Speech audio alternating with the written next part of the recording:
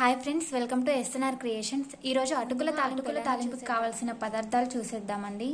ముందుగా కొన్ని అటుకులు, తాలింపు గింజలు, జీలకర్ర, కారం, ఎండుమిర్చి, వెల్లుల్లి రెబ్బలు ఒక 2-3 తీసుకున్నా పర్లేదు, పచ్చిమిర్చి, కరివేపాకు, కొద్దిగా ఆయిల్ అండ్ కొద్దిగా పల్లీలు కూడా తీసుకోండి.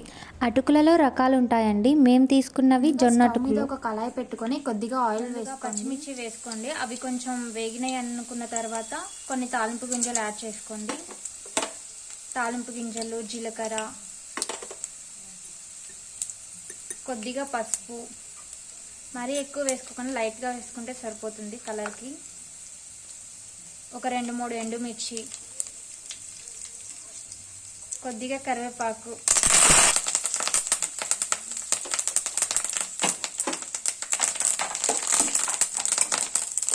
తాలింపు అనేది మాడిపోకుండా స్టవ్ అనేది సిమ్లో పెట్టుకొని కలుపుతూ ఉండండి. ఇలాగా మీరు వెల్లుల్లి కారం అనేది రెడీ చేసుకున్న తర్వాత అటుకులు యాడ్ చేసుకోండి.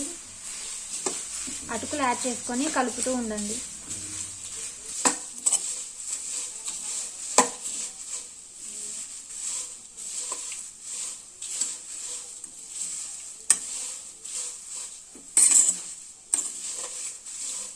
మీకు ఈ అటుకుల తాలింపు ఈవినింగ్ పిల్లలకు కూడా స్నాక్స్కి చాలా యూజ్ అవుతుందండి. చాలా తక్కువ టైంలో చేసి పెట్టచ్చు పిల్లలకి. పిల్లలు కూడా చాలా ఇష్టంగా గిన్నె పెట్టుకొని ముందుగా పక్కన తీసి పెట్టుకున్న పల్లీలను వేయించుకోండి. ఈ పల్లీలు అనేవి ఇలా వేయించుకోవడం మీ ఆప్షనల్ అండి. ఇలా వేయించుకున్నా పర్లేదు, ఆయిల్లో వేయించుకున్నా పర్లేదండి. ఎలాగైనా టేస్ట్ బాగుంటుంది. అటుకులలో మిక్స్ చేసి కలిపేయండి.